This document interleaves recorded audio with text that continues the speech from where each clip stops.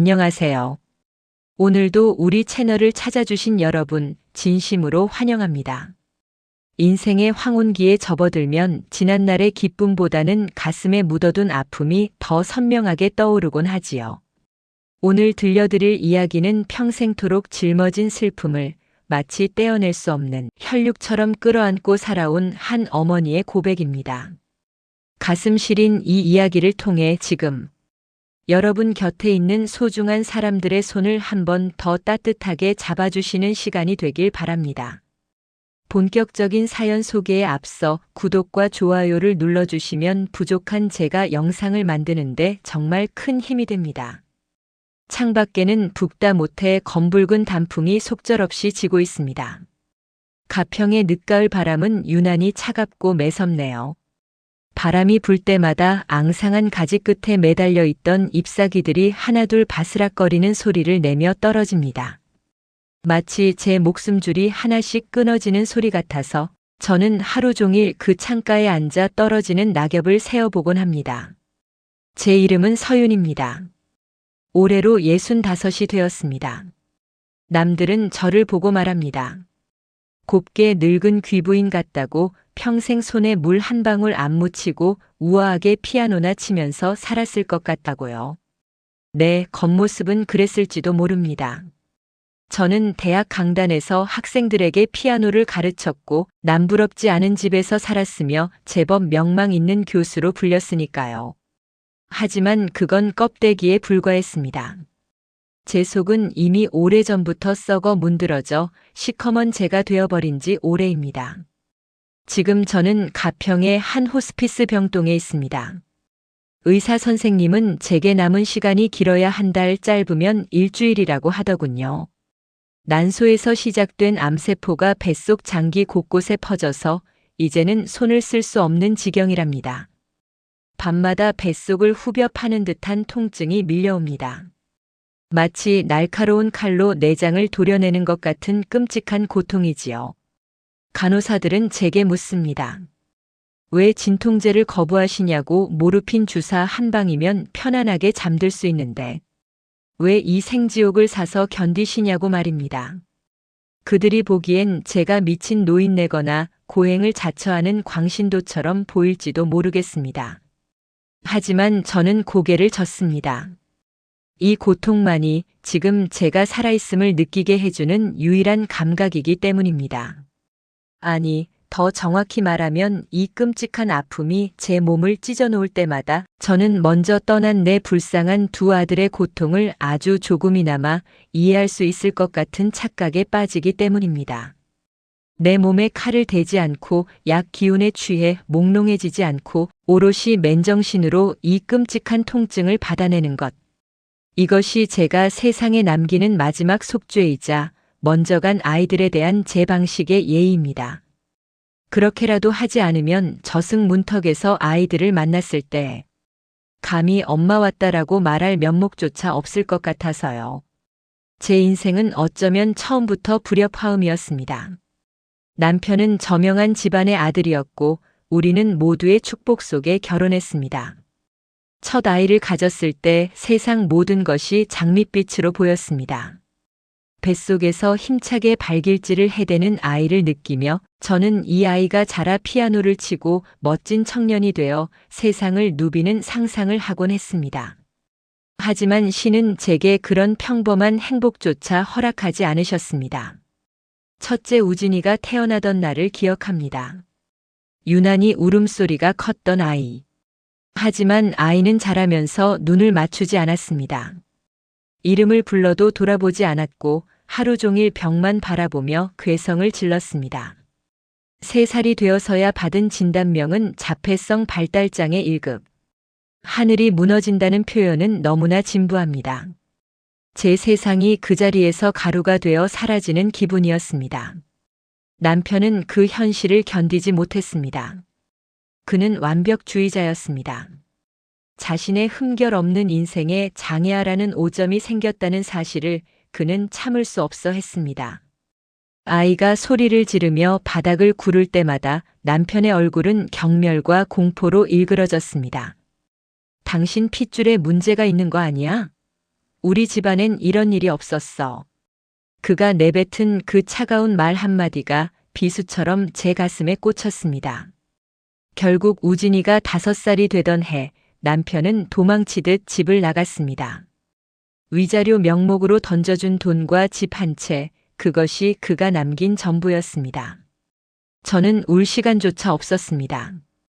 덩치는 산만한데 지능은 3살 아이에 머물러 있는 우진이와 갓 태어난 둘째 현우가 제 품에 있었으니까요. 네, 남편이 떠날 때 저는 둘째를 임신 중이었습니다. 뱃속에 아이를 지우라는 친정 어머니의 만류에도 저는 이를 악물고 현우를 낳았습니다.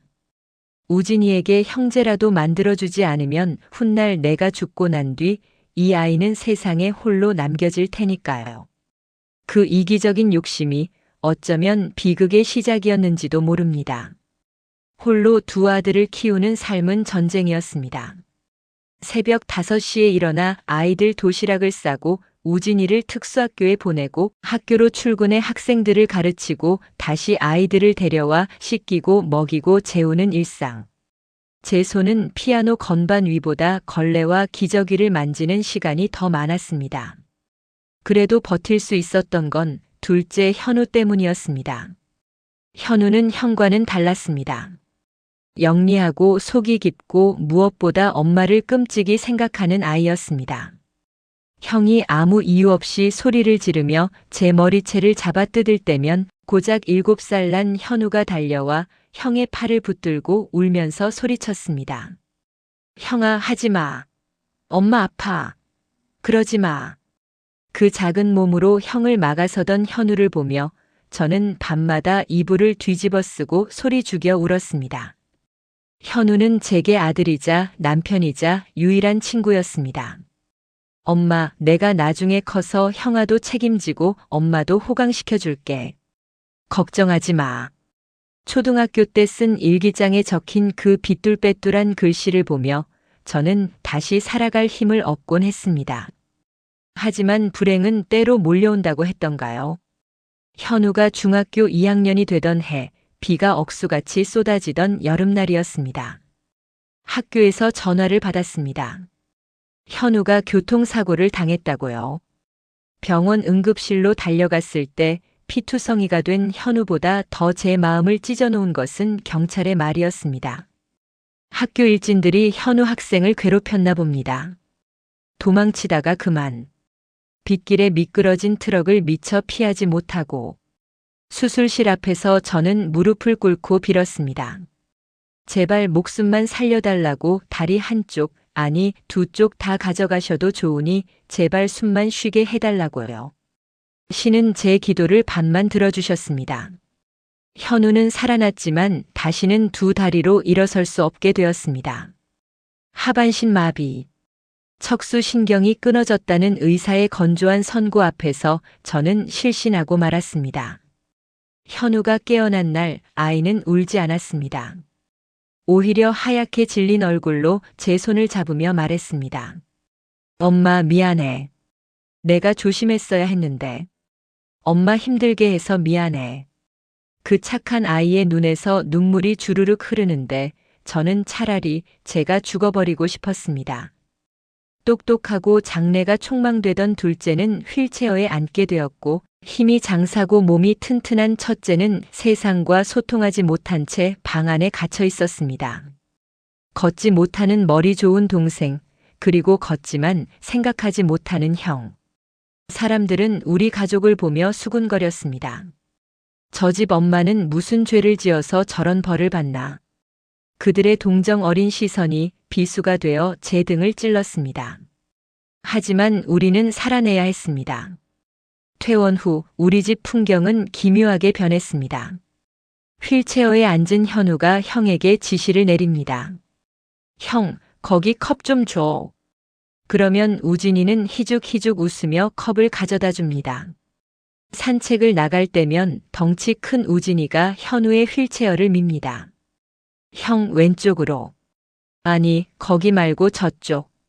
현우가 내비게이션처럼 길을 알려주면 우진이는 엔진이 되어 휠체어를 밉니다. 2 아이가 합쳐져야 비로소 온전한 사람 구실을 할 수 있는 슬프고도 기이한 공생이 시작된 것입니다. 저는 그 모습을 보며 안도하면서도 한편으로는 깊은 불안을 느꼈습니다. 현우의 어깨에 지워진 짐이 너무나 무거워 보였기 때문입니다.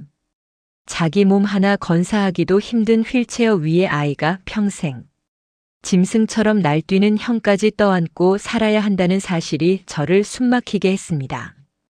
어느 날 밤 현우 방에서 흐느끼는 소리가 들렸습니다. 문을 살짝 열어보니 현우가 자기의 감각 없는 다리를 주먹으로 내리치고 있었습니다. 쿵, 쿵, 쿵. 아무리 때려도 아픔조차 느껴지지 않는 그 다리를 아이는 저주하듯 때리고 있었습니다. 저는 문을 열지 못하고 문 밖에 주저앉아 입을 틀어막았습니다. 그렇게 10년이 흘렀습니다. 우진이는 35, 현우는 28이 되었습니다. 겉으로 보기에 우리는 평온을 찾은 듯 했습니다. 현우는 웹 디자이너로 일하며 집에서 돈을 벌었고 우진이는 주간 보호센터를 다니며 조금은 점잖해졌습니다. 하지만 그 평온은 살얼음판 위와 같았습니다. 3년 전 가을 현우가 뜬금없이 말을 꺼냈습니다. 엄마, 나 형이랑 둘이서 여행 좀 다녀올게. 여행? 너희 둘이서 어떻게 가? 내가 같이 가야지. 제가 펄쩍 뛰었지만 현우는 단호했습니다. 아니야, 엄마는 좀 쉬어. 엄마도 지쳤잖아. 우리끼리 갈 수 있어. 장애인 콜택시 부르고 기차 타면 돼. 속초 바다가 보고 싶어. 형도 바다 좋아하잖아. 불안했습니다. 너무나 불안했지만 28살이 된 아들의 고집을 꺾을 수는 없었습니다. 그리고 생각해보면 제가 따라가 봤자 짐만 될 뿐 형제끼리 오붓한 시간을 보내게 해주는 것도 나쁘지 않겠다는 아니란 생각을 했습니다. 그날 아침 현우는 휠체어에 앉아 환하게 웃으며 손을 흔들었습니다. 우진이도 덩달아 신이 나서 방방 뛰며 바다 하고 소리쳤습니다. 저는 아이들의 가방에 두툼한 겉옷과 비상약, 간식을 챙겨 넣으며 신신당부했습니다. 현우야, 절대 위험한 데 가지 말고. 밥 제때 챙겨 먹고. 무슨 일 있으면 바로 전화하고. 알았어, 엄마. 걱정 좀 그만해. 다녀올게. 현우의 그 목소리가 제가 들은 아들의 마지막 육성이 될 줄은 꿈에도 몰랐습니다. 그들이 떠나고 하루 동안은 괜찮았습니다. 현우는 바다를 배경으로 형과 함께 찍은 사진을 보내왔습니다. 횟집에서 회를 먹는 사진, 모래사장 위에서 휠체어 바퀴 자국을 남긴 사진. 사진 속 아이들은 행복해 보였습니다. 저는 그 사진들을 보며 오래간만에 혼자만의 와인을 마셨습니다. 이제 다 컸구나. 우리 아이들이 세상 속으로 나아갈 수 있겠구나. 하는 헛된 희망에 부풀어서 말이지요. 하지만 이틀째 되던 날 밤 연락이 끊겼습니다. 전화를 해도 받지 않았고 문자를 보내도 답이 없었습니다. 처음엔 배터리가 나갔겠거니 노느라 바쁘겠거니 생각했습니다. 하지만 자정이 넘도록 연락이 없자 가슴이 쿵쾅거려 견딜 수가 없었습니다. 새벽 2시 저는 경찰서에 실종 신고를 했습니다. 그리고 차를 몰아 미친 듯이 동해를 향해 달렸습니다. 칠흑 같은 어둠을 뚫고 달리는 내내 제 머릿속에는 불길한 예감이 사이렌처럼 울려 퍼졌습니다. 아니야, 아닐 거야. 그냥 사고가 났거나 길을 잃은 걸 거야. 우리 현우가 어떤 아인데. 그 똑똑하고 착한 아이가 무모한 짓을 할 리가 없어. 스스로를 다독였지만 손은 사시나무 떨듯 떨려 핸들을 제대로 잡을 수조차 없었습니다. 속초에 도착했을 때는 이미 해가 뜨고 있었습니다. 경찰과 함께 아이들의 휴대전화 위치 추적을 통해 마지막 신호가 잡힌 곳으로 향했습니다. 그곳은 인적이 드문 깎아지른 듯한 해안 절벽 위였습니다. 차에서 내려 절벽 끝으로 달려가던 저는 그만 자리에 주저앉고 말았습니다. 절벽 끝 난간 없는 그곳에 현우가 타고 갔던 휠체어는 없었습니다.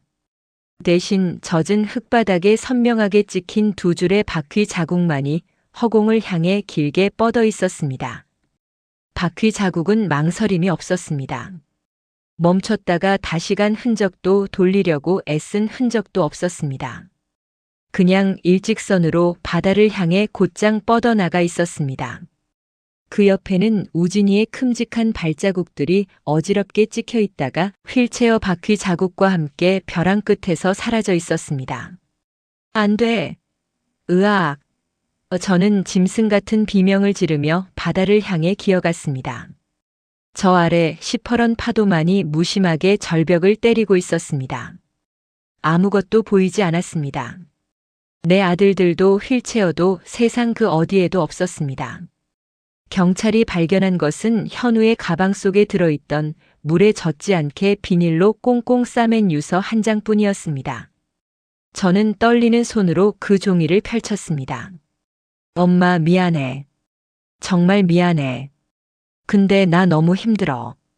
형을 책임지는 것도 내 다리를 끌고 사는 것도 엄마가 우리 때문에 늙어가는 걸 보는 것도 이제 그만하고 싶어. 내가 형 데리고 갈게. 엄마는 이제 자유롭게 살아. 남은 인생은 엄마만을 위해 살아. 우린 괜찮아. 정말 미안해, 엄마. 사랑해. 그 편지를 읽는 순간 저는 세상의 모든 소리가 차단되는 것을 느꼈습니다. 파도 소리도 경찰의 무전기 소리도 제 울음소리마저도 들리지 않았습니다. 그저 멍해졌습니다. 영혼이 몸 밖으로 빠져나간다는 게 이런 기분일까요? 저는 그 자리에서 혼절하고 말았습니다. 며칠 뒤 수색 작업 끝에 아이들이 발견되었습니다. 차가운 바다에서 건져 올린 두 아이의 시신은 퉁퉁 불어 있었지만 서로의 손을 꼭 잡고 있었습니다. 끈으로 묶은 것도 아니었는데 죽는 순간까지 형과 동생은 손을 놓지 않았던 것입니다. 장례식장에는 손님이 거의 없었습니다. 이혼한 전 남편은 소식을 듣고도 나타나지 않았습니다. 텅 빈 빈소에 2개의 영정 사진을 나란히 놓고 저는 밥을 꾸역꾸역 밀어 넣었습니다. 울지도 않았습니다. 그냥 미친 여자처럼 멍하니 앉아 있다가 배가 고프면 밥을 먹고 졸리면 영정 사진 앞에서 쪽잠을 잤습니다. 사람들은 수군거렸습니다. 자식 둘을 앞세우고도 밥이 넘어가나 봐. 독하다 독해. 하지만 그들은 몰랐습니다. 제가 밥을 먹는 건 살기 위해서가 아니라 죽지 못해 형벌을 받는 중이라는 것을요. 혀를 깨물고 죽고 싶었지만 그럴 수 없었습니다. 제가 죽으면 이 불쌍한 아이들을 누가 기억해 줄까요? 아무도 찾아오지 않는 납골 땅에서 아이들이 얼마나 외로울까요? 그 생각 하나가 제 멱살을 잡고 삶이라는 지옥 속에 저를 묶어두었습니다. 장례가 끝나고 저는 집을 처분했습니다. 아이들의 흔적이 묻어있는 그 집에서 단 하루도 숨을 쉴 수가 없었기 때문입니다. 저는 무작정 떠났습니다. 목적지도 없이 발길 닿는 대로 버스를 타고 기차를 탔습니다. 남도의 끝자락 절에도 가보고 기도원에도 들어가 봤습니다. 멕시코의 어느 낯선 오지 마을까지 흘러들어가 몇 달을 지내기도 했습니다. 뜨거운 태양 아래서 노동을 하고 몸을 혹사시켰습니다. 몸이 힘들면 잠시나마 아이들 생각이 나지 않았으니까요. 그렇게 2년 넘게 거리를 떠돌다 돌아온 곳이 바로 여기 한국의 병원이었습니다. 복통이 너무 심해 찾아간 병원에서 저는 말기 암 선고를 받았습니다. 의사가 심각한 표정으로 차트를 넘기며 말하더군요. 보호자분은 안 계십니까? 상황이 많이 안 좋습니다. 수술을 해도 생존 확률이. 저는 의사의 말을 끊고 웃었습니다. 처음이었습니다. 아이들이 죽고 나서 제가 소리내어 웃은 것은요. 선생님, 저 치료 안 받습니다. 수술도 안 해요. 그냥 아프게 두세요. 의사는 저를 미친 사람 보듯 쳐다봤지만 저는 마음이 그렇게 편안할 수가 없었습니다. 드디어 끝이 보이는구나. 드디어 우리 아이들을 만나러 갈 자격이 생기는구나. 암세포가 내 몸을 갉아먹는 고통은 오히려 제게 다가오는 구원의 발자국 소리처럼 들렸습니다. 지금도 눈을 감으면 그 시절 우리 집 냄새가 코끝을 스치는 것만 같습니다. 오래된 아파트 특유의 눅눅한 시멘트 냄새, 아이들의 대소변 실수를 가리기 위해 하루에도 수십 번씩 뿌려대던 라벤더 향 방향제 냄새, 그리고 현우의 욕창을 소독하던 알코올 냄새와 우진이가 하루 종일 물고 빨던 플라스틱 장난감의 비릿한 침 냄새가 뒤섞인 그 기묘하고도 서글픈 우리 집만의 공기 말입니다. 사람들은 우리 집을 방문하면 어머, 집이 참 깨끗하네요 라고 칭찬했지만 그건 그들이 현관문 너머에 웅크리고 있는 거대한 절망의 그림자를 보지 못했기 때문일 겁니다. 먼지 하나 없이 닦아낸 거실 바닥은 제 강박의 산물이었습니다. 내 인생은 온통 오물로 뒤덮인 것만 같은데 눈에 보이는 바닥이라도 깨끗하지 않으면 당장이라도 숨이 막혀 죽어버릴 것 같았으니까요. 그래서 저는 매일 무릎이 닳도록 걸레질을 했습니다. 그 걸레질이 제 업보를 닦아내는 유일한 의식이라도 되는 것처럼 말이죠. 가평의 호스피스 병동 침대에 누워 링거액이 한 방울씩 떨어지는 것을 보고 있노라면 그 시절의 기억들이 주마등처럼, 아니 아주 느린 슬로 비디오처럼 재생됩니다. 특히 3년 전 그 일이 있기 직전의 여름날들은 마치 어제 일처럼 생생합니다. 그때 우리는 지독한 더위와 싸우고 있었습니다. 에어컨을 틀어도 식지 않는 열기 속에서 35살의 우진이는 하루가 멀다고 발작을 일으켰습니다. 우진이의 하루는 새벽 4시에 시작되었습니다. 녀석은 눈을 뜨자마자 거실로 뛰어나와 벽을 쿵쿵 머리로 들이받았습니다. 그건 녀석 나름의 아침 인사였습니다. 쿵, 쿵, 쿵. 그 둔탁한 소리가 제 심장을 내리치는 것 같아 저는 이불 속에서 귀를 막고 웅크리곤 했습니다. 제발, 제발 10분만 더. 하지만 그 소원은 이루어지지 않았습니다. 녀석은 제가 나올 때까지 소리를 지르고 자신의 팔을 물어뜯었으니까요. 저는 부스스한 머리를 하고 나가 녀석을 달래야 했습니다. 덩치는 씨름 선수만 한 녀석이 3살짜리 아이처럼 칭얼거릴 때면 녀석을 끌어안은 제 팔에 힘이 빠지곤 했습니다. 우진아, 착하지. 엄마 여기 있어. 머리 찌우면 아야 해. 그만하자. 그러면 녀석은 초점 없는 눈으로 저를 빤히 쳐다보다가 갑자기 희죽 웃으며 제 머리카락을 잡아당겼습니다. 한 줌씩 뽑혀나가는 머리카락보다 더 아픈 건 녀석의 그 텅 빈 눈동자를 마주하는 일이었습니다. 35년을 키웠지만 녀석의 영혼은 단 한 번도 저와 눈을 맞춰준 적이 없었으니까요. 그 소란스러운 아침을 깨우는 또 다른 소리는 안방에서 들려오는 신음이었습니다. 현우였습니다. 사고로 하반신이 마비된 지 10년이 넘었지만 현우는 여전히 환상통에 시달리고 있었습니다. 잘려나간 신경들이 밤새 비명을 질러대는 통에 아이는 밤잠을 설치기 일쑤였습니다. 감각도 없는 다리가 불에 타는 것 같다며 식은땀을 줄줄 흘리며 괴로워하던 아들. 저는 우진이를 진정시키고 난 뒤에야 허둥지둥 현우의 방으로 달려갔습니다. 방문을 열면 밤새 고통과 싸우다 지쳐 창백해진 현우가 침대에 누워 저를 바라보았습니다. 엄마, 형 또 시작이야? 제일 먼저 묻는 말이 제 몸 상태가 아니라 형의 안부였습니다. 자신의 고통은 뒷전이고 늘 엄마와 형을 먼저 챙기던 그 속 깊은 아이. 저는 현우의 젖은 이마를 닦아주며 짐짓 아무렇지 않은 척 말하곤 했습니다. 응, 날이 더워서 그런가 봐. 너는? 다리 또 아팠어?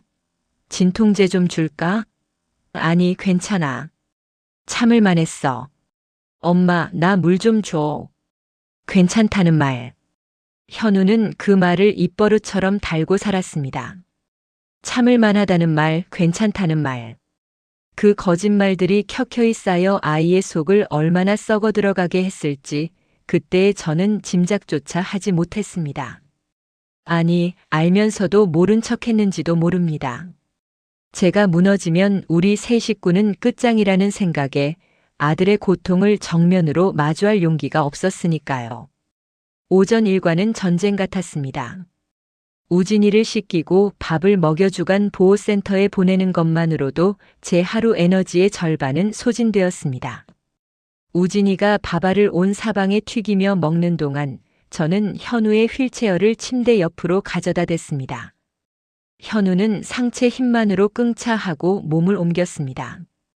그 익숙한 동작을 볼 때마다 제 가슴 한구석이 욱신거렸습니다. 한때는 축구 선수가 되고 싶다며 운동장을 누비던 아이였습니다. 그 튼튼하던 다리가 젓가락처럼 말라비틀어져 덜렁거리는 모습을 보는 건 어미로서 매일매일 형벌을 받는 기분이었습니다. 현우는 웹 디자인 일을 하며 생활비를 보탰습니다. 방구석에 앉아 컴퓨터 화면만 바라보는 것이 세상과의 유일한 소통 창구였지요. 제가 우진이를 센터 셔틀버스에 태워보내고 돌아오면 현우는 벌써 모니터 앞에 앉아 작업을 하고 있었습니다. 타다닥 타다닥. 키보드 두드리는 소리만이 정적을 채우는 집. 저는 그제야 식은 커피 한 잔을 타서 식탁에 앉았습니다. 그리고 멍하니 베란다 밖을 바라보았습니다. 아파트 단지의 놀이터에는 아이들이 뛰어놀고 젊은 엄마들이 웃으며 이야기를 나누고 있었습니다. 유리창 하나를 사이에 두고 저쪽 세상과 우리 세상은 너무나 달랐습니다. 저들은 빛 속에 있었고 우리는 깊은 늪 속에 잠겨 있는 것만 같았습니다. 점심때가 되면 현우가 휠체어를 밀고 부엌으로 나왔습니다. 엄마, 내가 찌개 데울게. 엄마는 좀 앉아 있어. 됐어. 내가 뭘 한다고 그래. 가만히 있어. 제가 쏘아붙이듯 말하면 현우는 멋쩍게 웃으며 물러났습니다. 저는 늘 그런 식이었습니다. 미안함과 고마움 그리고 죄책감이 뒤섞여 아이에게 퉁명스럽게 대하곤 했습니다. 현우가 내 짐을 덜어주는 게 고마우면서도 장애를 가진 자식에게 도움을 받는 못난 어미라는 사실이 견딜 수 없이 비참했기 때문입니다. 우리가 가장 가족다워지는 시간은 우진이가 센터에서 돌아오는 오후 5시였습니다. 현우는 형이 올 시간이 되면 미리 현관 앞에 나가 기다렸습니다. 형 왔어? 현우가 밝게 인사를 건네면 우진이는 신발을 아무렇게나 벗어 던지고 현우에게 달려들었습니다. 녀석은 동생의 무릎 위에 얼굴을 비비거나 휠체어 바퀴를 만지작거렸습니다. 바퀴, 바퀴, 뱅글뱅글. 우진이는 휠체어 바퀴가 돌아가는 것을 유난히 좋아했습니다. 그러면 현우는 빙그레 웃으며 제자리에서 휠체어를 빙글빙글 돌려주었습니다. 형, 재밌어? 자, 돈다. 우진이는 박수를 치며 좋아했고 그 모습을 보는 제 입가에도 옅은 미소가 번지곤 했습니다. 그 순간만큼은 비록 남들이 보기엔 비정상적이고 기형적인 모습일지라도 우리는 서로를 의지하며 살아가는 하나의 공동체였습니다. 하지만 그 평화는 늘 살얼음판 위를 걷는 것처럼 위태로웠습니다. 그해 여름 장마가 시작될 무렵이었습니다. 제가 몸살 감기에 걸려 며칠을 앓아놓은 적이 있었습니다. 열이 39도까지 오르고 온몸의 뼈마디가 쑤셔 손가락 하나 까딱할 수 없었습니다. 저는 침대에 누워 끙끙 앓으며 거실에서 들려오는 소리에 귀를 기울였습니다. 우진이가 배가 고프다고 소리를 지르기 시작했습니다. 밥 줘. 밥. 평소 같으면 제가 당장 뛰어나가 밥을 차려줬겠지만 몸이 말을 듣지 않았습니다. 그때 현우의 목소리가 들렸습니다. 형, 기다려. 내가 줄게. 엄마 아파. 조용히 해. 그리고 달그락거리는 소리가 났습니다. 휠체어 바퀴 굴러가는 소리, 냉장고 문 여는 소리, 전자레인지 돌아가는 소리. 현우가 형의 밥을 챙기고 있는 것이었습니다. 잠시 후 쨍그랑 하는 파열음과 함께 우진이의 괴성이 들려왔습니다. 아니야. 이거 아니야. 뜨거워. 으앙. 놀란 제가 억지로 몸을 일으켜 비틀거리며 거실로 나갔을 때 저는 그만 자리에 주저앉고 말았습니다. 바닥에는 깨진 밥그릇과 국물이 낭자했고 우진이는 뜨거운 국에 댄 손을 부여잡고 날뛰고 있었습니다. 그리고 현우는 휠체어에서 넘어져 바닥에 뒹굴고 있었습니다. 뜨거운 국물을 뒤집어 쓴 채 말이죠. 현우야. 제가 비명을 지르며 달려갔지만 현우는 아픈 기색도 없이 형부터 챙겼습니다. 형, 괜찮아? 엄마 형 손 좀 봐줘. 많이 데었나 봐. 정작 자신의 허벅지는 벌겋게 부어오르고 있었는데도 감각이 없는 아이는 고통조차 느끼지 못하고 있었습니다. 그 참혹한 광경 앞에서 저는 오열했습니다. 너는, 내 다리는 어쩌고. 바보 같은 놈아, 왜 나서기는 나서서. 제 모진 말에 현우가 고개를 떨구었습니다. 미안해, 엄마. 내가 휠체어에서 밥상을 옮기려다가 그만. 그날 밤 저는 잠든 현우의 다리에 화상 연고를 발라주며 하염없이 울었습니다. 감각이 없어 뜨거운 줄도 모르고 살이 익어버린 아이.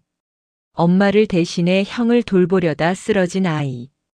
이 아이에게 나는 무슨 짓을 하고 있는 건가? 내가 죽으면 이 아이는 저 덩치 큰 형을 어떻게 감당할까? 아니, 형을 감당하려다 이 아이마저 죽어버리는 건 아닐까? 미래에 대한 공포가 쓰나미처럼 밀려왔습니다. 늙고 병든 어미, 지능 없는 형, 다리 없는 동생. 이 기가 막힌 조합이 과연 언제까지 버틸 수 있을까? 끝이 뻔히 보이는 절벽을 향해 우리는 전력 질주하고 있는 것은 아닐까? 그 사건이 있고 난 뒤 집안의 공기는 묘하게 달라졌습니다. 현우는 말이 줄었습니다. 하루 종일 멍하니 창밖을 바라보는 시간이 늘어났습니다. 그리고 자주 형의 얼굴을 빤히 쳐다보았습니다. 예전과 같은 다정한 눈빛이었지만 그 안에는 왠지 모를 깊은 슬픔과 결기가 서려 있었습니다. 마치 작별 인사를 미리 연습하는 사람처럼 형의 머리카락을 쓰다듬고 손을 잡고 형이 좋아하는 동요를 불러주었습니다. 형, 나랑 있으면 좋아? 어느 날 저녁 현우가 우진이에게 묻는 것을 들었습니다. 좋아. 현우 좋아. 바퀴 좋아.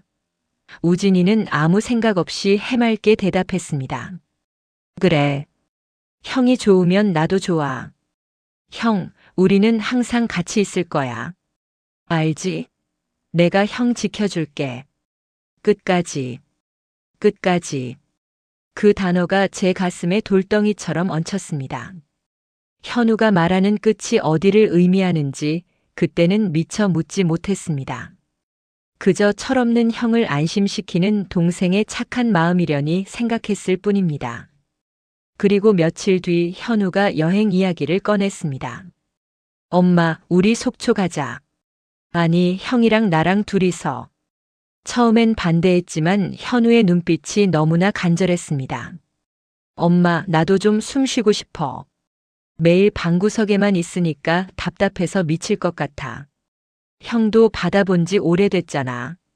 우리 딱 2박 3일만 다녀올게. 엄마는 그동안 찜질방이라도 가서 푹 쉬어. 제발 엄마. 나 믿지? 믿지? 그 말에 저는 무너졌습니다. 28살 아들이 다 큰 성인이 고작 여행 한번 가겠다는데 그것조차 막는다면 저는 정말 나쁜 엄마라는 생각이 들었습니다. 그리고 솔직히 고백하건대 저 역시 지쳐 있었습니다. 단 며칠만이라도 우진이의 괴성과 현우의 휠체어 소리에서 해방되고 싶은 이기적인 욕망이 꿈틀거렸습니다. 그래, 며칠인데 어때? 사고만 안 치면 되지. 나도 좀 쉬자. 그런 안일함이 제 판단을 흐리게 했습니다. 여행 가기 전날 밤 현우는 밤늦게까지 짐을 쌌습니다. 가방에 형이 좋아하는 과자를 잔뜩 넣고 형의 여벌 옷을 챙기고 상비약을 꼼꼼히 챙겼습니다. 저는 그 모습을 문틈으로 지켜보았습니다. 현우는 짐을 싸다 말고 책상 서랍에서 무언가를 꺼내 한참을 들여다보았습니다. 그것은 아주 오래전 현우가 사고를 당하기 전 초등학교 때 축구 대회에서 탔던 금메달이었습니다. 아이는 그 메달을 만지작거리다가 조용히 가방 깊숙한 곳에 집어넣었습니다. 그리고는 책상 위에 놓인 가족 사진을 엎어 놓았습니다. 그때 제가 방문을 열고 들어가 현우야 뭐해? 하고 물었더라면 사진은 왜 엎어놔? 하고 따져 물었더라면 결과는 달라졌을까요? 하지만 저는 그러지 않았습니다. 그저 아이가 옛 추억에 잠겨 있나 보다 하고 넘겨버렸습니다. 다음 날 아침 콜택시가 아파트 입구에 도착했습니다. 운전기사 아저씨가 휠체어 리프트를 내리는 동안 우진이는 신이 나서 소리를 질렀습니다. 바다 간다. 붕붕. 현우는 그런 형의 손을 꼭 잡고 저를 돌아보았습니다. 아침 햇살을 등지고 선 현우의 얼굴은 유난히 하얗고 투명해 보였습니다. 엄마, 밥 잘 챙겨 먹고 있어. 냉장고에 반찬 다 정리해 뒀으니까 꼭 데워 먹고. 약도 잊지 말고. 잔소리를 늘어놓는 아들의 목소리가 평소보다 조금 떨리는 것 같기도 했습니다. 저는 애써 밝게 웃으며 손을 흔들었습니다. 알았어, 잔소리꾼. 너나 형 잘 챙겨. 도착하면 전화하고. 응. 엄마. 사랑해. 나도 사랑해. 얼른 가. 사랑한다는 말.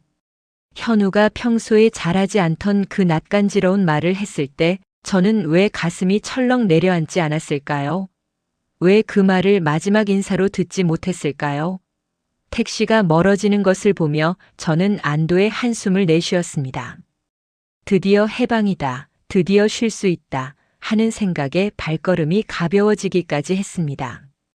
집으로 돌아온 저는 현우가 정리해둔 냉장고를 열어보지도 않은 채 소파에 누워 텔레비전을 켰습니다. 텅 빈 집의 고요함이 그렇게 달콤할 수가 없었습니다. 그날 저녁 현우에게서 사진이 왔습니다.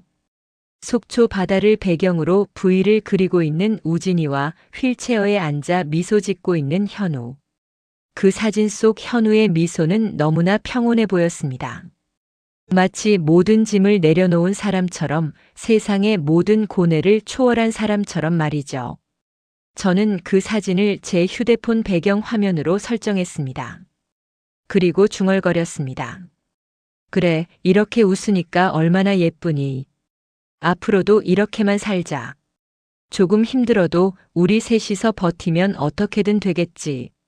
하지만 그 어떻게든이라는 막연한 희망은 사실 아무런 대책 없는 방관에 불과했다는 것을 저는 이틀 뒤에야 뼈저리게 깨달았습니다. 연락이 끊기고 경찰서에서 걸려온 전화를 받고 미친 듯이 속초로 달려가던 그 새벽 차창 밖으로 스쳐 지나가는 풍경들은 모두 회색빛이었습니다. 고속도로의 가로등 불빛이 하나둘 뒤로 밀려날 때마다 저는 현우가 했던 말들, 현우가 보였던 행동들을 하나씩 곱씹으며 가슴을 쳤습니다. 형, 우린 항상 같이 있을 거야. 끝까지.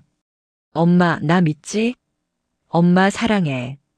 그것은 여행의 설렘이 아니라 생의 마지막을 준비하는 자의 비장함이었습니다. 휠체어에 앉아 형을 올려다보던 그 눈빛은 형을 지키겠다는 약속을 지키기 위해 형을 데리고 떠나겠다는 무서운 결심이었던 것입니다. 저는 그것을 알면서도 모른 척했습니다. 아니, 어쩌면 무의식 중에 바랐는지도 모릅니다. 누군가 이 지옥 같은 삶을 끝내주기를, 그것이 내 사랑하는 아들의 손에 의해서일지라도 말입니다. 그 끔찍한 죄책감이 속초로 가는 내내 제 목을 졸랐습니다. 가평의 바람이 다시 창문을 덜컹거립니다. 3년 전 그날 속초의 바닷바람도 이렇게 차가웠을까요? 휠체어를 밀고 절벽 끝으로 향하던 현우의 손은 얼마나 떨렸을까요? 아무것도 모른 채 동생을 따라갔을 우진이는 마지막 순간에 무서워하지는 않았을까요? 엄마, 형 데리고 갈게. 유서에 적힌 그 짧은 문장이 제 심장벽에 문신처럼 새겨져 지워지지 않습니다. 그 문장을 읽을 때마다 저는 숨을 쉴 수가 없습니다. 그 아이들이 느꼈을 절망의 깊이를, 그 차가운 바닷물의 공포를 제가 감히 상상이나 할 수 있을까요? 저는 이제 더 이상 신을 원망하지 않습니다. 그저 저 자신을 저주할 뿐입니다. 나 놓고 책임지지 못한 죄, 아픈 자식에게 짐을 떠넘긴 죄, 아이의 살려달라는 신호를 외면한 죄.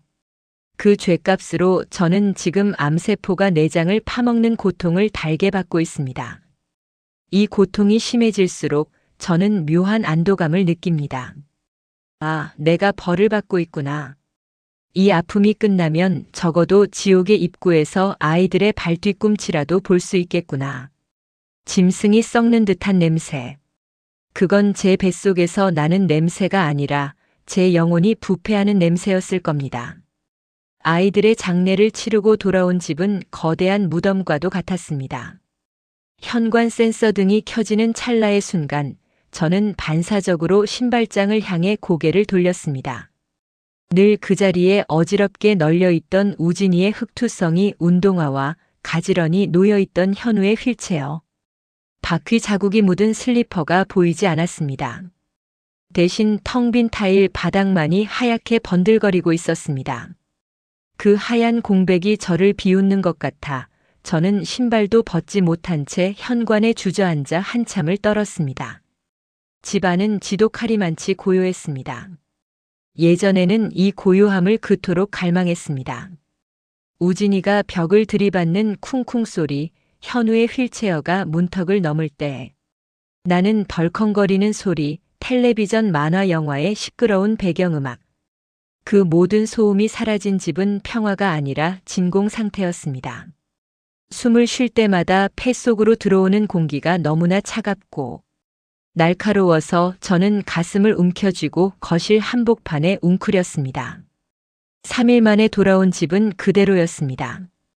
식탁 위에는 현우가 떠나기 전 챙겨두었다는 제 약 봉투와 엄마.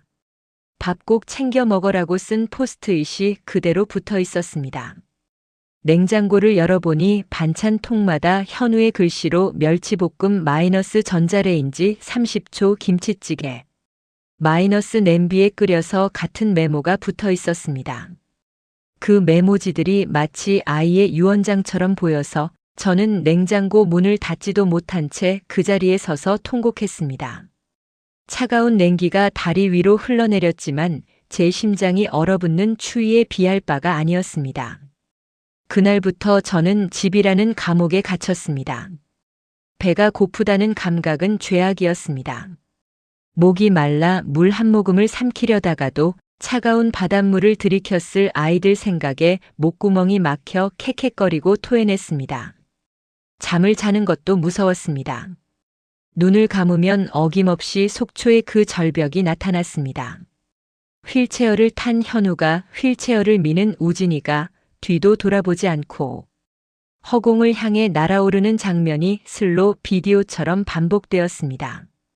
꿈속에서 저는 비명을 지르며 손을 뻗었지만 제 손가락 끝에 닿는 것은 차가운 바닷바람 뿐이었습니다. 환청이 시작된 건 그때쯤이었습니다. 새벽 4시가 되면 어김없이 쿵, 쿵, 쿵 하는 소리가 들려왔습니다. 우진이가 머리를 찢는 소리였습니다. 저는 화들짝 놀라 이불을 박차고 우진이 방으로 달려갔습니다. 우진아, 하지마. 아파. 방문을 벌컥 열었지만 방 안에는 주인 잃은 침대와 녀석이 평생 끌어안고 잤던 낡은 곰 인형만이 덩그러니 놓여 있었습니다. 곰 인형의 까만 눈동자가 저를 빤히 쳐다보았습니다. 엄마는 왜 나를 안 말렸어? 엄마는 왜 그때 자고 있었어? 인형이 우진이의 목소리로. 제게 묻는 것만 같아 저는 귀를 틀어막고 뒷걸음질 쳤습니다. 오후가 되면 현우의 목소리가 들렸습니다. 엄마 커피 마셔. 부엌에서 들려오는 그 다정한 목소리에 저는 홀린 듯 주전자에 물을 올렸습니다. 물이 끓고 커피잔 2개를 꺼내 식탁에 마주 앉았습니다. 현우야, 오늘은 다리 안 아팠어? 허공에 대고 말을 걸며 저는 커피를 마셨습니다. 맞은편 의자는 비어 있었지만 제 눈에는 휠체어에 앉아 미소 짓는 현우의 모습이 아른거렸습니다. 그러다 정신이 들면 식어 빠진 커피잔을 벽에 던져 깨트리며 울부짖었습니다. 나와. 나오란 말이야. 어디 숨어서 엄마를 놀려. 제발 한 번만 내 눈앞에 나타나 줘. 이웃들은 잔인할 정도로 친절했습니다. 엘리베이터에서 마주친 아래층 여자는 제 손을 잡으며 말했습니다. 아이고, 얼마나 상심이 크세요. 그래도 산 사람은 살아야지. 밥은 드셨어? 그녀의 눈빛 속에 담긴 호기심과 동정을 저는 견딜 수가 없었습니다. 저 여자가 바로 그 비극의 주인공이래. 자식 둘을 잡아먹은 여자래. 그들의 수군거림이 제 등 뒤에 비수처럼 꽂혔습니다. 개 중에는 차라리 잘 됐어. 그 고생하며 평생 어떻게 살아. 이제 본인 인생 찾아야지라고 위로한답시고 말하는 사람도 있었습니다. 그 말을 들은 날 저는 그 여자의 멱살을 잡고 싶었습니다. 내 아이들의 죽음이 잘된 일이라니. 내 지옥 같은 삶이 그들에겐 한낱 가십거리에 불과하다는 사실에 치가 떨렸습니다. 가장 견디기 힘들었던 건 전 남편의 등장이었습니다. 장례식장에도 오지 않았던 그가 아이들 사망보험금 문제가 거론되자 뻔뻔하게 연락을 해온 것입니다. 법적으로 나한테도 상속권 있어. 당신 혼자 다 먹으려는 건 아니겠지? 수화기 너머로 들려오는 그의 목소리는 10년 전 우진이를 버리고 떠날 때와 똑같이 냉정하고 비릿했습니다. 당신이 사람이니? 아이들 장례식에도 안 온 주제에 돈 달라는 소리가 입 밖으로 나와? 감정적으로 굴지 마. 법대로 하자는 거야. 그리고 솔직히 말해서 당신도 그 돈 필요 없잖아. 혼자 살면서 그 큰 돈 어디다 쓰려고. 저는 아무 말 없이 전화를 끊고 휴대폰을 바닥에 내동댕이 쳤습니다. 액정이 산산조각이 났습니다. 그 깨진 유리 조각들이 제 심장에 박힌 것 같았습니다. 그가 밉다기보다 저런 인간을 남편이라고 믿고 아이들을 낳았던 제 자신이 혐오스러워 견딜 수가 없었습니다. 저는 도망쳐야 했습니다. 이 집구석에, 이 도시에, 이 나라에 있다가는 제가 제 손으로 목을 조를 것만 같았습니다. 부동산에 집을 내놓았습니다. 금매로 내놓으니 집 보러 오는 사람들이 줄을 이었습니다. 그들은 아이들의 방을 기웃거리며 방이 넓대, 채광이 좋네하며 감탄했습니다. 그 방에서 어떤 비극이 자랐는지, 어떤 고통이 벽지에 스며들어 있는지 짐작도 못한 채 말입니다. 여기 바닥에 긁힌 자국은 뭐예요? 한 젊은 새댁이 거실 바닥을 가리키며 물었습니다. 현우의 휠체어가 수천 번, 수만 번 오가며 남긴 흔적이었습니다. 아, 예전에 살던 사람이 가구를 옮기다가 그랬나 봐요. 저는 거짓말을 했습니다. 내 아들의 존재를, 그 치열했던 삶의 흔적을 낯선 사람에게 설명하고 싶지 않았습니다. 아니, 설명할 수 없었습니다. 그 자국 하나하나가 제게는 아들이 남긴 피눈물 같은 발자국이었으니까요. 짐을 정리하는 일은 제 살점을 도려내는 고통이었습니다. 우진이의 방을 치우다 서랍 깊숙한 곳에서 스케치북 하나를 발견했습니다. 온통 검은색 크레파스로 덧칠된 종이들. 그 암흑 같은 그림들 사이에 유일하게 색깔이 입혀진 그림 한 장이 있었습니다. 파란색으로 칠해진 바다, 그리고 그 위에 떠 있는 두 개의 동그라미. 그것이 무엇을 의미하는지 저는 한참을 들여다보았습니다. 얼굴 같기도 하고 풍선 같기도 했던 그 동그라미들. 어쩌면 우진이는 알고 있었던 걸까요? 자신이 가야 할 곳이 그 파란 바다라는 것을. 현우의 방을 정리할 때는 컴퓨터를 켜야 했습니다. 바탕화면에 엄마라는 폴더가 따로 만들어져 있었습니다. 떨리는 손으로 폴더를 열어보았습니다. 그 안에는 각종 영양제 정보, 관절에 좋은 운동법, 그리고 60대 여성 추천 여행지 같은 파일들이 저장되어 있었습니다. 그리고 인터넷 방문 기록을 열어본 순간 저는 입을 틀어막고 주저앉았습니다.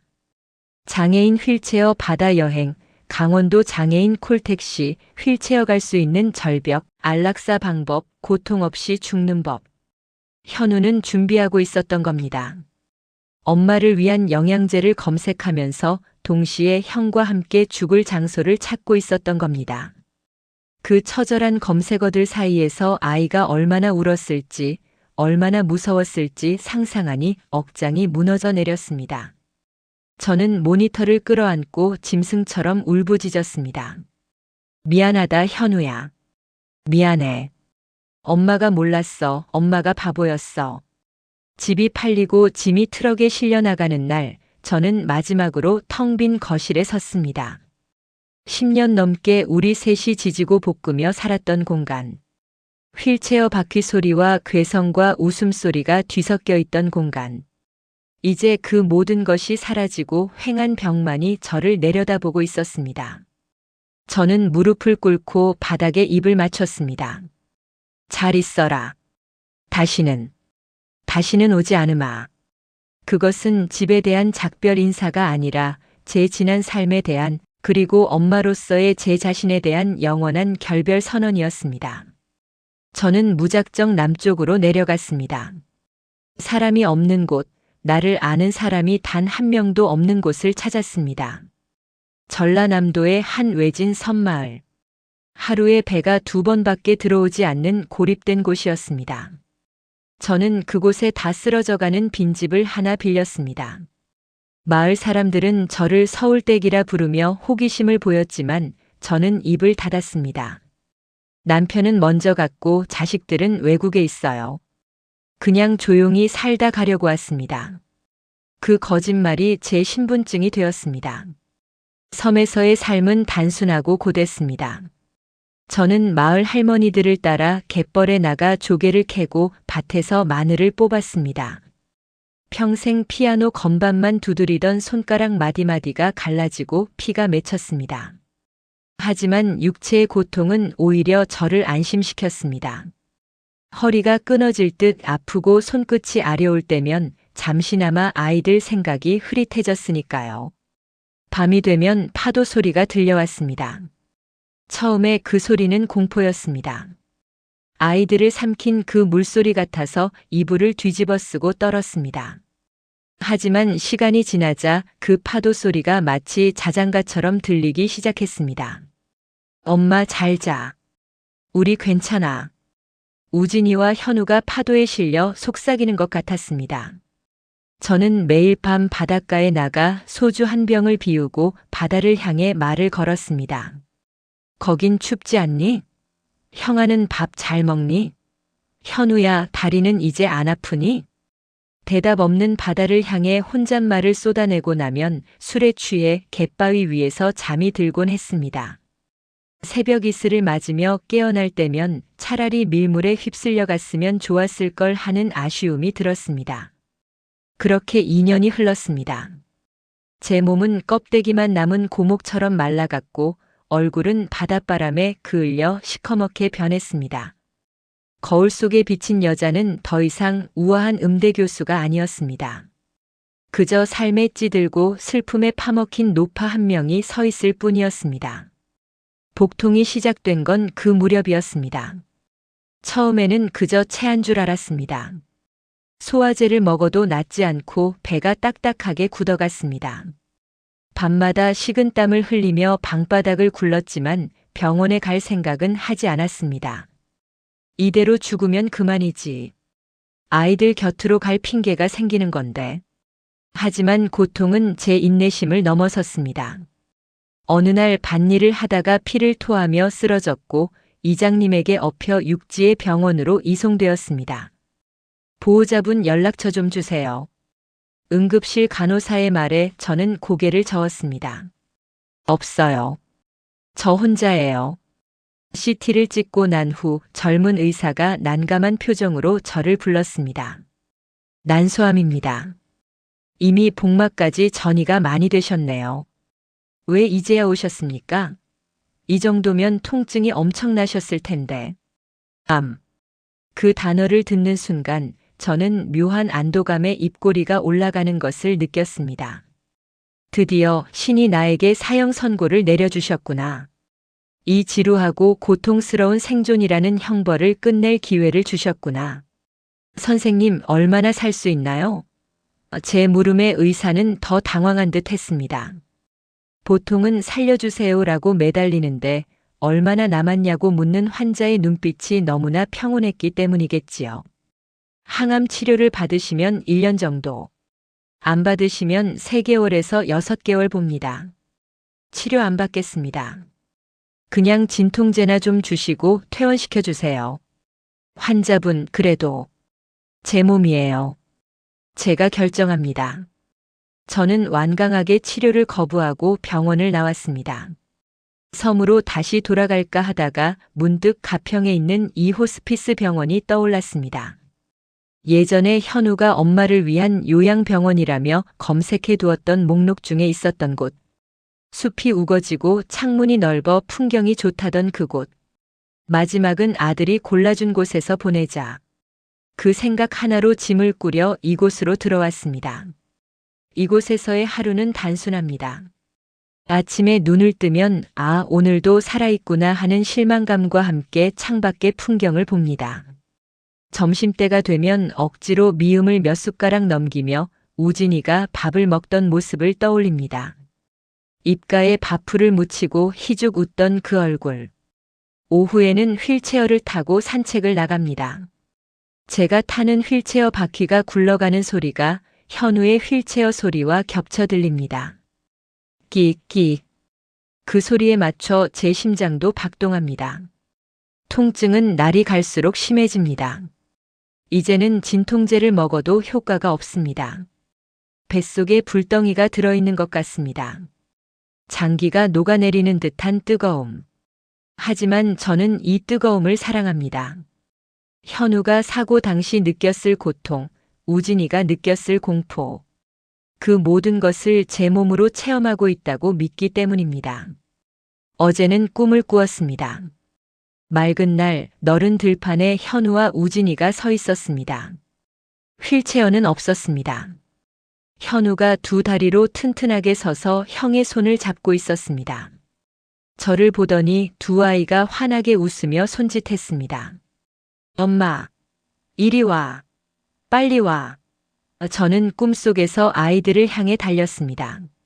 숨이 턱끝까지 차올랐지만 다리는 가벼웠습니다.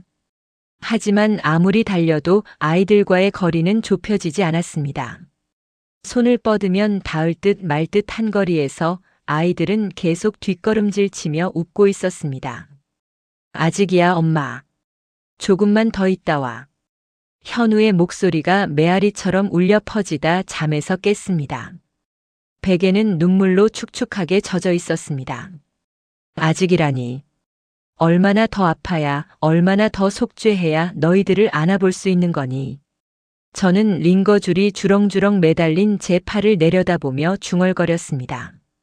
창밖에는 어느새 어둠이 깔리고 있습니다. 저 멀리 산등성이 너머로 붉은 노을이 지고 있습니다. 그 붉은 빛이 마치 아이들이 떠난 속초의 바다색처럼 깊고 서글퍼 보입니다. 짐승이 썩는 듯한 냄새. 그건 제 뱃속에서 나는 냄새가 아니라 제 영혼이 부패하는 냄새였을 겁니다. 아이들의 장례를 치르고 돌아온 집은 거대한 무덤과도 같았습니다. 현관 센서 등이 켜지는 찰나의 순간 저는 반사적으로 신발장을 향해 고개를 돌렸습니다. 늘 그 자리에 어지럽게 널려있던 우진이의 흑투성이 운동화와 가지런히 놓여있던 현우의 휠체어. 바퀴 자국이 묻은 슬리퍼가 보이지 않았습니다. 대신 텅 빈 타일 바닥만이 하얗게 번들거리고 있었습니다. 그 하얀 공백이 저를 비웃는 것만 같아 저는 신발도 벗지 못한 채 현관에 주저앉아 한참을 떨었습니다. 집안은 지독하리만치 고요했습니다. 예전에는 이 고요함을 그토록 갈망했습니다. 우진이가 벽을 들이받는 쿵쿵 소리, 현우의 휠체어가 문턱을 넘을 때 나는 덜컹거리는 소리, 텔레비전 만화 영화의 시끄러운 배경음악. 그 모든 소음이 사라진 집은 평화가 아니라 진공 상태였습니다. 숨을 쉴 때마다 폐 속으로 들어오는 공기가 너무나 차갑고 날카로워서 저는 가슴을 움켜쥐고 거실 한복판에 웅크렸습니다. 마치 심해에 홀로 던져진 것 같은 압박감이 온몸을 짓눌렀습니다. 3일 만에 돌아온 집은 잔인할 정도로 그대로였습니다. 식탁 위에는 현우가 떠나기 전 챙겨두었다는 제 약 봉투와 엄마. 밥 꼭 챙겨 먹으라고 쓴 포스트잇이 그대로 붙어 있었습니다. 냉장고를 열어보니 반찬 통마다 현우의 글씨로 멸치볶음 마이너스 전자레인지 30초 김치찌개 마이너스 냄비에 끓여서 같은 메모가 붙어 있었습니다. 그 메모지들이 마치 아이의 유언장처럼 보여서 저는 냉장고 문을 닫지도 못한 채 그 자리에 서서 통곡했습니다. 냉장고에서 뿜어져 나오는 차가운 냉기가 다리 위로 흘러내렸지만 제 심장이 얼어붙는 추위에 비할 바가 아니었습니다. 그날부터 저는 집이라는 감옥에 갇혔습니다. 배가 고프다는 감각은 죄악이었습니다. 목이 말라 물 한 모금을 삼키려다가도 차가운 바닷물을 들이켰을 아이들 생각에 목구멍이 막혀 캑캑거리고 토해냈습니다. 잠을 자는 것도 무서웠습니다. 눈을 감으면 어김없이 속초의 그 절벽이 나타났습니다. 휠체어를 탄 현우가 휠체어를 미는 우진이가 뒤도 돌아보지 않고 허공을 향해 날아오르는 장면이 슬로 비디오처럼 무한히 반복되었습니다. 꿈속에서 저는 비명을 지르며 손을 뻗었지만 제 손가락 끝에 닿는 것은 차가운 바닷바람뿐이었습니다. 꿈에서 깨어나면 베개는 식은 땀과 눈물로 흥건하게 젖어 있었고 저는 어둠 속에서 제 자신의 생존을 저주하며 밤을 지새웠습니다. 환청이 시작된 건 그때쯤이었습니다. 새벽 4시가 되면 어김없이 쿵, 쿵, 쿵 하는 소리가 들려왔습니다. 우진이가 머리를 찢는 소리였습니다. 저는 화들짝 놀라 이불을 박차고 우진이 방으로 달려갔습니다. 우진아, 하지마. 아파. 엄마가 잘못했어. 방문을 벌컥 열었지만 방 안에는 주인 잃은 침대와 녀석이 평생 끌어안고 잤던 낡은 곰 인형만이 덩그러니 놓여 있었습니다. 곰 인형의 까만 눈동자가 저를 빤히 쳐다보았습니다. 엄마는 왜 나를 안 말렸어? 엄마는 왜 그때 자고 있었어? 인형이 우진이의 목소리로. 제게 묻는 것만 같아 저는 귀를 틀어막고 뒷걸음질 쳤습니다. 오후가 되면 현우의 목소리가 들렸습니다. 엄마 커피 마셔. 부엌에서 들려오는 그 다정한 목소리에 저는 홀린 듯 주전자에 물을 올렸습니다. 물이 끓고 커피잔 2개를 꺼내 식탁에 마주 앉았습니다. 현우야, 오늘은 다리 안 아팠어? 엄마가 좀 주물러 줄까? 허공에 대고 말을 걸며 저는 커피를 마셨습니다. 맞은편 의자는 비어 있었지만 제 눈에는 휠체어에 앉아 미소 짓는 현우의 모습이 아른거렸습니다. 그러다 문득 정신이 들면 식어 빠진 커피잔을 벽에 던져 깨트리며 울부짖었습니다. 나와. 나오란 말이야. 어디 숨어서 엄마를 놀려. 제발 한 번만 내 눈앞에 나타나 줘. 깨진 사기 조각이 발등을 찔러 피가 흘렀지만 저는 그 아픔조차 느끼지 못했습니다. 이웃들은 잔인할 정도로 친절했습니다. 엘리베이터에서 마주친 아래층 여자는 제 손을 잡으며 말했습니다. 아이고, 얼마나 상심이 크세요. 그래도 산 사람은 살아야지. 밥은 드셨어? 얼굴이 반쪽이네. 그녀의 눈빛 속에 담긴 호기심과 동정을 저는 견딜 수가 없었습니다. 저 여자가 바로 그 비극의 주인공이래. 자식 둘을 잡아먹은 여자래. 그들의 수군거림이 제 등 뒤에 비수처럼 꽂혔습니다. 개 중에는 차라리 잘 됐어. 그 고생하며 평생 어떻게 살아. 이제 본인 인생 찾아야지라고 위로한답시고 말하는 사람도 있었습니다. 그 말을 들은 날 저는 그 여자의 멱살을 잡고 싶었습니다. 내 아이들의 죽음이 잘된 일이라니. 내 지옥 같은 삶이 그들에겐 한낱 가십거리에 불과하다는 사실에 치가 떨렸습니다. 저는 더 이상 세상 밖으로 나갈 수가 없었습니다. 커튼을 치고 문을 잠그고 시체처럼 방바닥에 누워 천장만 바라보았습니다. 가장 견디기 힘들었던 건 전 남편의 등장이었습니다. 아이들 장례식장에도 코빼기 한 번 비치지 않았던 그가 아이들 사망보험금 문제가 거론되자 뻔뻔하게 연락을 해온 것입니다. 여보세요. 나야. 들리는 말로는 사망보험금이 꽤 나온다던데. 법적으로 나한테도 상속권이 있어. 당신 혼자 다 먹으려는 건 아니겠지? 수화기 너머로 들려오는 그의 목소리는 10년 전 장애가 있는 우진이를 버리고 떠날 때와 똑같이 냉정하고 비릿했습니다. 그에게 자식의 죽음은 슬픔이 아니라 돈을 챙길 기회에 불과했던 것입니다. 당신이 사람이니? 아이들 장례식에도 안 온 주제에 돈 달라는 소리가 입 밖으로 나와? 내가 압이야? 짐승도 너보단 낫겠다. 제 절규에도 그는 눈 하나 깜짝하지 않았습니다. 감정적으로 굴지 마.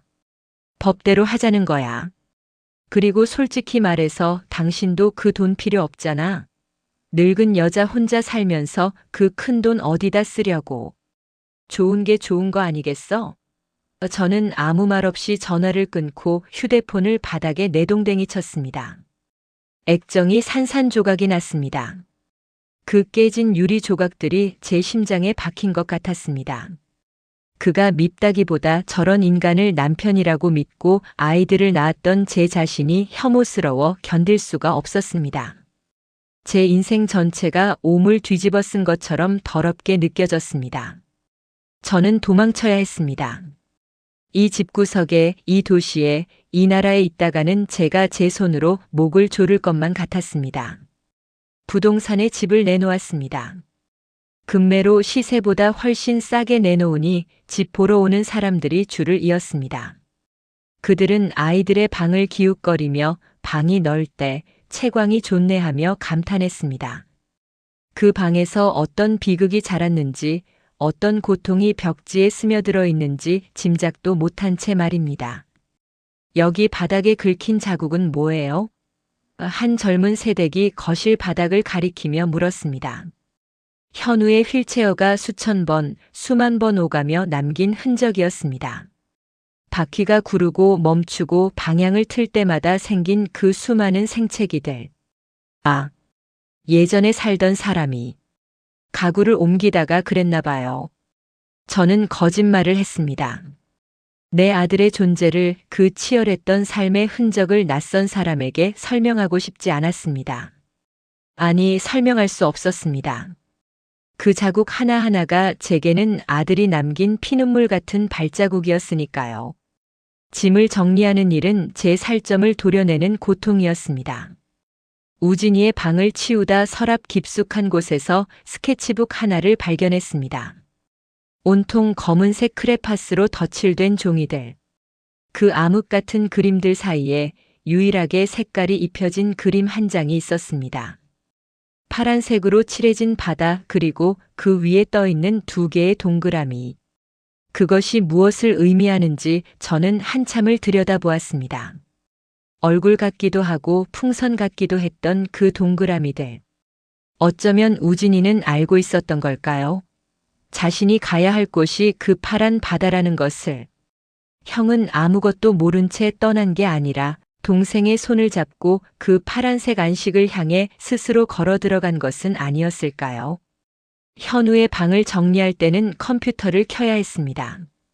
바탕화면에 엄마라는 폴더가 따로 만들어져 있었습니다. 떨리는 손으로 폴더를 열어보았습니다. 그 안에는 각종 영양제 정보, 관절에 좋은 운동법, 그리고 60대 여성 추천 여행지 같은 파일들이 저장되어 있었습니다. 죽음을 준비하는 그 순간까지도 아이는 오로지 엄마 걱정뿐이었습니다. 그리고 인터넷 방문 기록을 열어본 순간 저는 입을 틀어막고 주저앉았습니다. 장애인 휠체어 바다 여행, 강원도 장애인 콜택시, 휠체어 갈 수 있는 절벽, 안락사 방법, 고통 없이 죽는 법, 질식사 고통 시간. 현우는 준비하고 있었던 겁니다. 엄마를 위한 영양제를 검색하면서 동시에 형과 함께 죽을 장소를 찾고 있었던 겁니다. 그 처절한 검색어들 사이에서 아이가 얼마나 울었을지, 밤마다 얼마나 무서웠을지 상상하니 억장이 무너져 내렸습니다. 모니터 불빛 앞에서 홀로 떨었을 아들의 등 뒤에 대고 저는 잘 자라며 방문을 닫아버렸던 겁니다. 저는 모니터를 끌어안고 짐승처럼 울부짖었습니다. 미안하다, 현우야. 미안해. 엄마가 몰랐어. 엄마가 바보였어. 그 무거운 걸 너 혼자 어떻게 짊어졌니? 집이 팔리고 짐이 트럭에 실려 나가는 날, 저는 마지막으로 텅 빈 거실에 섰습니다. 10년 넘게 우리 셋이 지지고 볶으며 살았던 공간. 휠체어 바퀴 소리와 괴성과 웃음소리가 뒤섞여 있던 공간. 이제 그 모든 것이 사라지고 휑한 벽만이 저를 내려다보고 있었습니다. 저는 무릎을 꿇고 바닥에 입을 맞췄습니다. 차가운 마룻바닥에서 아이들의 온기가 느껴지는 것 같았습니다. 잘 있어라. 다시는 오지 않으마.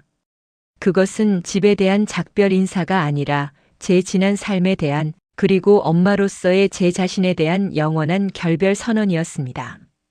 저는 무작정 남쪽으로 내려갔습니다. 사람이 없는 곳, 나를 아는 사람이 단 한 명도 없는 곳을 찾았습니다. 전라남도의 한 외진 섬마을. 하루에 배가 2번밖에 들어오지 않는 고립된 곳이었습니다. 저는 그곳에 다 쓰러져가는 빈집을 하나 빌렸습니다. 마을 사람들은 저를 서울댁이라 부르며 호기심을 보였지만 저는 입을 닫았습니다. 남편은 먼저 갔고 자식들은 외국에 있어요. 그냥 조용히 살다 가려고 왔습니다. 그 거짓말이 제 신분증이 되었습니다.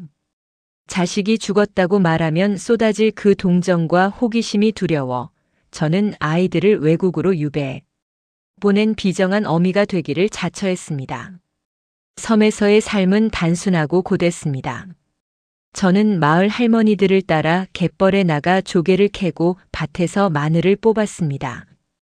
평생 피아노 건반만 두드리던 손가락 마디마디가 갈라지고 피가 맺혔습니다.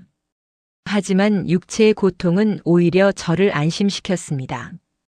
허리가 끊어질 듯 아프고 손끝이 아려올 때면 잠시나마 아이들 생각이 흐릿해졌으니까요.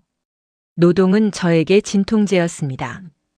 몸을 혹사시켜 녹초가 되어야만 기절하듯 잠들 수 있었기 때문입니다. 밤이 되면 파도 소리가 들려왔습니다. 처음에 그 소리는 공포였습니다. 아이들을 삼킨 그 물소리 같아서 이불을 뒤집어 쓰고 떨었습니다. 철썩철썩. 파도가 바위를 때리는 소리가 아이들이 절벽 아래로 떨어질 때 났을 소리 같아서 귀를 막았습니다. 하지만 시간이 지나자 그 파도 소리가 마치 자장가처럼 들리기 시작했습니다. 엄마 잘 자. 우리 괜찮아. 우진이와 현우가 파도에 실려 속삭이는 것 같았습니다. 저는 매일 밤 바닷가에 나가 소주 한 병을 비우고 칠흑 같은 바다를 향해 말을 걸었습니다. 거긴 춥지 않니? 형아는 밥 잘 먹니? 현우야, 다리는 이제 안 아프니? 엄마 안 보고 싶어? 대답 없는 바다를 향해 혼잣말을 쏟아내고 나면 술에 취해 갯바위 위에서 잠이 들곤 했습니다. 새벽 이슬을 맞으며 깨어날 때면 차라리 밀물에 휩쓸려 갔으면 좋았을 걸 하는 아쉬움이 들었습니다. 그렇게 2년이 흘렀습니다. 제 몸은 껍데기만 남은 고목처럼 말라갔고 얼굴은 바닷바람에 그을려 시커멓게 변했습니다. 거울 속에 비친 여자는 더 이상 우아한 음대 교수가 아니었습니다. 그저 삶에 찌들고 슬픔에 파먹힌 눈빛이 텅 빈 노파 한 명이 서 있을 뿐이었습니다. 복통이 시작된 건 그 무렵이었습니다. 처음에는 그저 체한 줄 알았습니다. 소화제를 먹어도 낫지 않고 배가 딱딱하게 굳어갔습니다. 밤마다 식은땀을 흘리며 방바닥을 굴렀지만 병원에 갈 생각은 하지 않았습니다. 이대로 죽으면 그만이지. 아이들 곁으로 갈 핑계가 생기는 건데. 벌 받는 거야. 당연한 거야. 하지만 고통은 제 인내심을 넘어섰습니다. 어느 날 밭일을 하다가 피를 토하며 쓰러졌고 이장님에게 엎여 육지의 큰 병원으로 이송되었습니다. 보호자분 연락처 좀 주세요. 응급실 간호사의 말에 저는 고개를 저었습니다. 없어요. 저 혼자예요. 각종 검사를 마치고 난 후 젊은 의사가 난감한 표정으로 저를 불렀습니다. 난소암입니다. 이미 복막까지 전이가 많이 되셨네요. 복수가 차서 배가 이렇게 부르셨던 겁니다. 왜 이제야 오셨습니까? 이 정도면 통증이 엄청나셨을 텐데. 암. 그 단어를 듣는 순간 저는 묘한 안도감에 입꼬리가 올라가는 것을 느꼈습니다. 드디어 신이 나에게 사형 선고를 내려주셨구나. 이 지루하고 고통스러운 생존이라는 형벌을 끝낼 기회를 주셨구나. 공포보다는 반가움이 앞섰습니다. 선생님, 얼마나 살 수 있나요? 제 물음에 의사는 더 당황한 듯 했습니다. 보통은 살려주세요라고 매달리는데 얼마나 남았냐고 묻는 환자의 눈빛이 너무나 평온했기 때문이겠지요. 항암 치료를 받으시면 1년 정도, 안 받으시면 3개월에서 6개월 봅니다. 당장 입원하셔서 수술 날짜를 잡으셔야. 치료 안 받겠습니다. 그냥 진통제나 좀 주시고 퇴원시켜 주세요. 환자분, 그래도 제 몸이에요. 제가 결정합니다. 그리고 저는 살고 싶지 않아요. 저는 완강하게 치료를 거부하고 병원을 나왔습니다. 섬으로 다시 돌아갈까 하다가 문득 가평에 있는 이 호스피스 병원이 떠올랐습니다. 예전에 현우가 엄마를 위한 요양병원이라며 검색해 두었던 목록 중에 있었던 곳. 숲이 우거지고 창문이 넓어 풍경이 좋다던 그곳. 마지막은 아들이 골라준 곳에서 보내자. 그 생각 하나로 짐을 꾸려 이곳으로 들어왔습니다. 이곳에서의 하루는 단순합니다. 아침에 눈을 뜨면 아, 오늘도 살아있구나 하는 실망감과 함께 창밖의 풍경을 봅니다. 점심때가 되면 억지로 미음을 몇 숟가락 넘기며 우진이가 밥을 먹던 모습을 떠올립니다. 입가에 밥풀을 묻히고 희죽 웃던 그 얼굴. 오후에는 휠체어를 타고 산책을 나갑니다. 제가 타는 휠체어 바퀴가 굴러가는 소리가 현우의 휠체어 소리와 겹쳐 들립니다. 끽끽. 그 소리에 맞춰 제 심장도 박동합니다. 통증은 날이 갈수록 심해집니다. 이제는 진통제를 먹어도 효과가 없습니다. 뱃속에 불덩이가 들어있는 것 같습니다. 장기가 녹아내리는 듯한 뜨거움. 하지만 저는 이 뜨거움을 사랑합니다. 현우가 사고 당시 느꼈을 고통, 우진이가 느꼈을 공포. 그 모든 것을 제 몸으로 체험하고 있다고 믿기 때문입니다. 어제는 꿈을 꾸었습니다. 맑은 날 너른 들판에 현우와 우진이가 서 있었습니다. 휠체어는 없었습니다. 현우가 두 다리로 튼튼하게 서서 형의 손을 잡고 있었습니다. 저를 보더니 두 아이가 환하게 웃으며 손짓했습니다. 엄마, 이리 와. 빨리 와. 저는 꿈속에서 아이들을 향해 달렸습니다. 숨이 턱끝까지 차올랐지만 다리는 가벼웠습니다. 하지만 아무리 달려도 아이들과의 거리는 좁혀지지 않았습니다. 손을 뻗으면 닿을 듯 말 듯한 거리에서 아이들은 계속 뒷걸음질 치며 웃고 있었습니다. 아직이야, 엄마. 조금만 더 있다 와. 현우의 목소리가 메아리처럼 울려 퍼지다 잠에서 깼습니다. 베개는 눈물로 축축하게 젖어 있었습니다. 아직이라니. 얼마나 더 아파야, 얼마나 더 속죄해야 너희들을 안아볼 수 있는 거니. 저는 링거줄이 주렁주렁 매달린 제 팔을 내려다보며 중얼거렸습니다. 창밖에는 어느새 어둠이 깔리고 있습니다. 저 멀리 산등성이 너머로 붉은 노을이 지고 있습니다.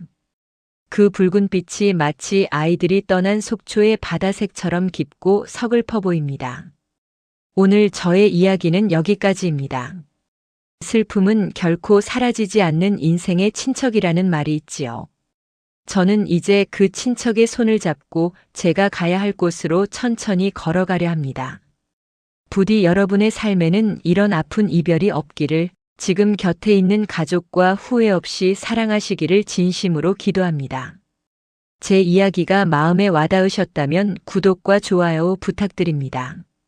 시청해 주셔서 감사합니다.